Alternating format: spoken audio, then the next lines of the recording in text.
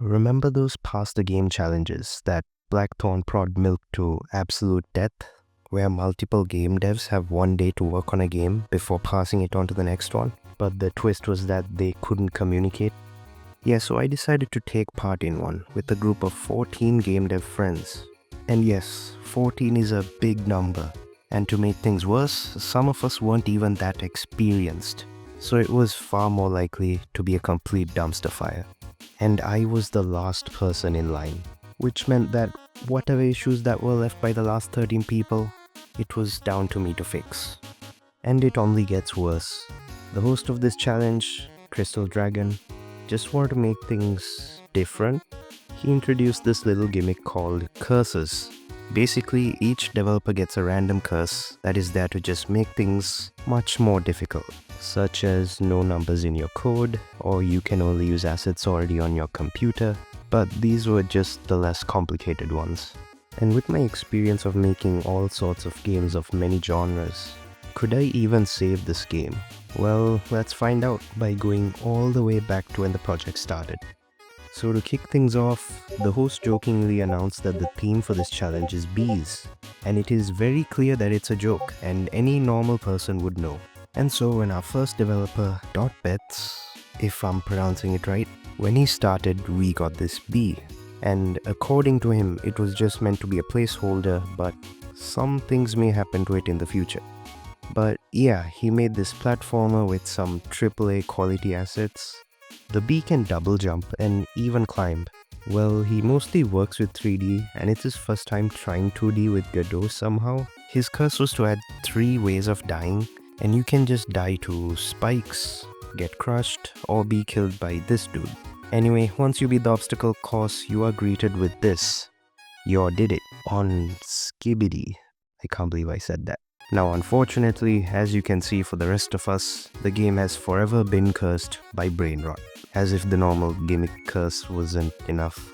And yeah, now the time is up and his work remains for the next developer to pick up. This is Randint, and his curse is every new line of code that functions must be printed. If that didn't make any sense, basically if he adds a line of code, he has to also add a print right after. Well, if the code wasn't messy enough, well, there's not much to talk about. He just cleaned up the game and also added this bee replacing the placeholder. But what he doesn't know is that the placeholder still has plans for this game, and for now will stay hiding in the project files. Anyway, Randint also says that, oh god, everything was brain rot. Even the script had brain rot in it. And the variable. Wait, let me see. What? It's crazy that he had to deal with that, but hopefully things get better for our next developer. It's the host himself, Crystal Dragon. And his curse is to make a bug in the game without anyone noticing it. But before he did that, he reworked some of the base platform mechanics, making a triple jump and reworking the wall climbing. But for the bug, he added a wall without any collisions, right here. Did anyone notice? We'll probably find out going to the next developer. This is Bulldogger, who unfortunately had to deal with the horrors that is the brain rot in this game. Also the mess that was the GitHub repo, because some of the previous people saved the game as a zip and pushed it into the repo for some reason. They haven't used GitHub before, I guess. But in turn, we lost the bee sprite, and his curse was also that he couldn't make any new assets, only use pre-made stuff, but that didn't seem to really hinder his development. And the brain rot was way too much, so he just hid it by making it all black. There was a dashing mechanic also. I didn't know who made it, but now that Bulldogger made the tutorial, you will now know. And also did some sound design, including this death and also an extra level with this big scary thing chasing you. Also, Crystal Dragon's glitch thing was fixed. Well, I don't know if Bulldogger knew it, that it had no collisions, but it's fixed anyway. Well, overall this is seeming pretty solid. Let's see where the next developer takes this. Introducing Champies, who dedicated a lot of his time to get rid of all the brain rot possible. As for his curse, when making music, once your tracks are done, change every instrument to a different one, but with the same notes. And so he made music which first sounded like this,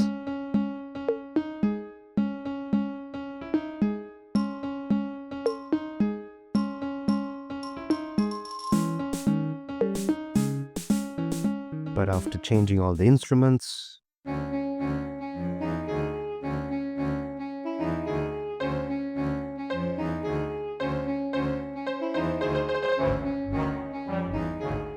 and so we move on to the next person, Godot. He added a couple levels but was completely screwed over by the awful GitHub repo. And his curse was to just let any bug or glitch stay in the game. So he counted losing the levels as one, so yeah. Anyways, our next developer is Mental. He fixed up a lot of issues. Overall made the game nicer. The Bee sprite is back with a lot of extra juice. His curse was that he had to generate a random number, and the only numbers he can use in his code was that or multiples of 10 of it. And if that explanation wasn't clear enough, then rewind. Anyway, he did come with a very smart workaround. He was able to make variables like 1 and 0, which are just the number divided by itself and the number subtracted by itself. And using that, he can just make any number at that point while technically following the curse. So in the end, the game was working pretty fine. But now let's move on to Spook. He had to implement a feature from an older game of his, and he added this anti-gravity mechanic from his previous game called JDG, which only ever gets used once in this game and forgotten for the rest of it. But now to our next developer, TKP. And what did he do? He opened the project. That's it. This is his curse, by the way. Not that it did anything, but anyway, on to the next one. Cookie. His curse was that he can only test the game at 2 times speed, which would have been very annoying given how awful the platforming is. But he managed to get by, not the biggest deal ever. He ended up adding some polish to the character controller, adding some of these particle effects, but time ran out pretty quick, so we have to move on to Blue. His curse was that the previous person must remove all comments, and Cookie did as much as he could. There's just a lot of messy code, and as he was doing it, he must have accidentally deleted some of the movement code. Even so, he didn't really code as much since he's not that familiar with GDScript, which is what we're using for this game. But he is a really good artist. Let me just show you. This is good news. We can finally be bees. This isn't your world, but we can be bees. This is good news. You'll live for 30 years. This is insane! And yes, that's Invincible, but a bee. And when you complete the final level, you're greeted with this. I can't really comment on that, but it's there and it's going to stay. Now on to Dre Pixel. And his curse is that he cannot delete other people's code, but he still managed to fix a couple bugs. Well, that's pretty much all he did, and fix up some other little stuff with the tile maps. I can't get into too much detail without making this boring, so let's move on to the next and final developer before me, Ganos Snap. And he completely flipped the game on its head. Take a look. It's 3D now, and the whole platformer game is now on a TV screen. Well, in his words, I made it all take place on a screen and made a 3D dungeon setting. Then I made an environment cycle based on the amount of time spent trying to emulate psychedelics insanity that came from the game. And yeah, this was insane. Also, his curse was that he could only name his variables with the names of fruits and vegetables. So yeah.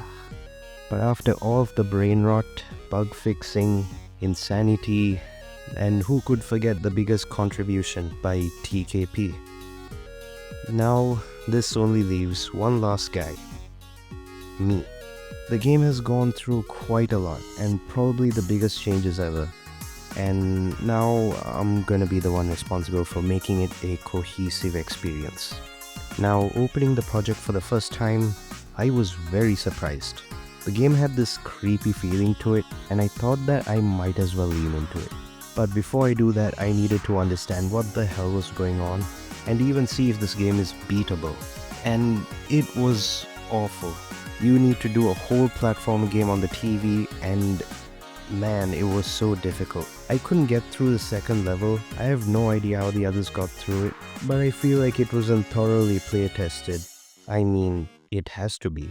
After all, everyone only had one day to work on it. I ended up changing up the levels to be somewhat reasonable, and then I did it over and over to the other levels that came up. And the further I went in, the more surreal the game started to get. And Champ Piece's music just helped elevate that feeling. And there's a lot of things happening outside of the screen that I was just completely ignoring, but I just wanted to make this one part completable first. And there, the game can be completed, though it is still quite a painful journey to get there. Anyway, now I can go focus on the outside stuff.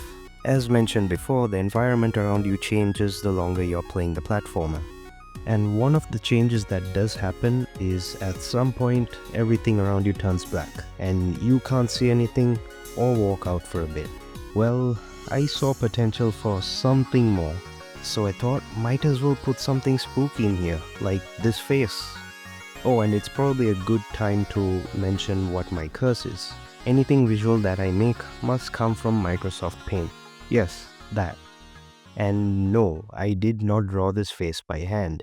Well, the rule doesn't specify that I can't just copy-paste an image into MS Paint and make it count, but I told the others and they were cool with it, so I ended up making this.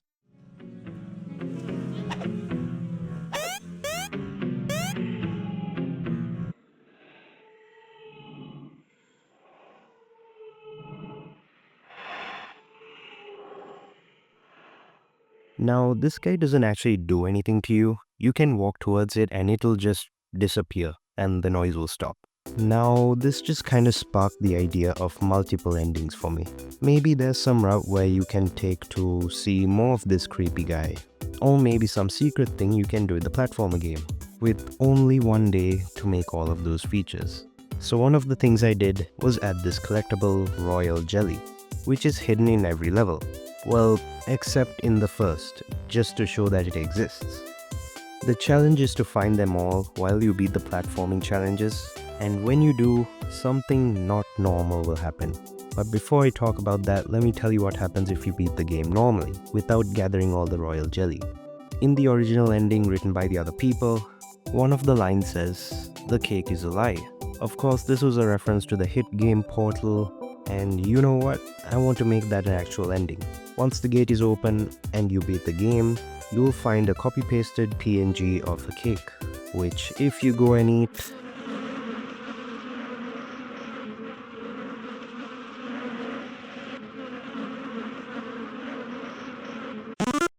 and yeah, that's the first ending. Also, another thing you might point out, it's that I changed the text of the ending screen. Well, I guess I technically didn't add anything, just changed something, and the text was changed with code, but I will make up for this eventually. So the gates behind you usually opens like even before you actually beat the game, so you could just walk out, except you'll just fall straight down, though in the cake ending you don't. Yeah, so finishing the platformer just activates a floor, so you won't like fall down. But if you were to jump earlier, this will happen.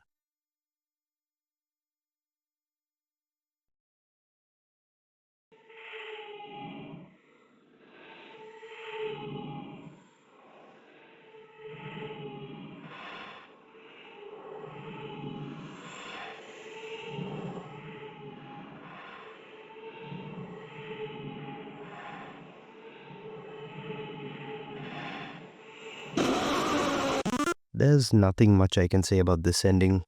I simply wanted a creepy ending, and so that's it. But going back, let's say you didn't jump off and beat the game while gathering all the royal jellies. There is no cake, but there is a portal. A portal that I animated using MS Paint. Impressive, huh? Anyway, this portal will take you to a whole new world and you will meet the queen bee. Yes, it's just a PNG with a poorly drawn crown on top, but this is the part where my curse really started to get to me. Now, I wanted to do some dialogue between you and the queen bee, but unlike the label in the ending, there was no other text box in here that I could just edit to make dialogues easily. So now what I had to do was make all the dialogues in the game in one PNG using MS Paint. And so that's exactly what I did. The Queen Bee will talk about how you've entered the Hive plane and that you've truly opened your eyes. I don't know, I was just making up stuff just to pile on the nonsense. But then the Queen Bee kills you. Like, yeah, sure, this ending is kind of underwhelming, but just you wait. So I grabbed this shotgun model, and since you can't make models in Paint obviously, and using the same stupid technicality, I made it valid by copy-pasting the texture into MS Paint and even giving it a tiny makeover. Now you could probably see where I'm going with this. If you do everything you did for the previous ending, but also when the spooky thing happens, make sure to walk towards the guy. If you do, when you have to exit, you will get a shotgun. Did the scary man leave it for you? Maybe, I don't know. So you grab the shotgun and you have to talk with the Queen Bee. And she notices it. And with one bee pun, we enter a whole boss fight. Yes, I stuck a whole boss fight in this game. It's not super fancy, you just need to dodge the bees that she shoots at you. And you just need to make sure you shoot her down until her health bar goes to 0. There is a second stage where she starts zipping around, but it's honestly not that complicated, and even if you get hit, you'll start back here. Just not to make it too frustrating, and when you kill her, you will reach the 4th and final ending of the game. And with all of that, the 14 days are over. We wanted to put this game up and we needed a name. We called it BeeTSD because it sounds like PTSD. Not just for the fact that it's a game about torture and bees, but also about all the trauma that each of the developers faced when they opened the project for the first time. And thank you Crystal Dragon for hosting this mess. But did I manage to save this game in the end? Well, that's up to you.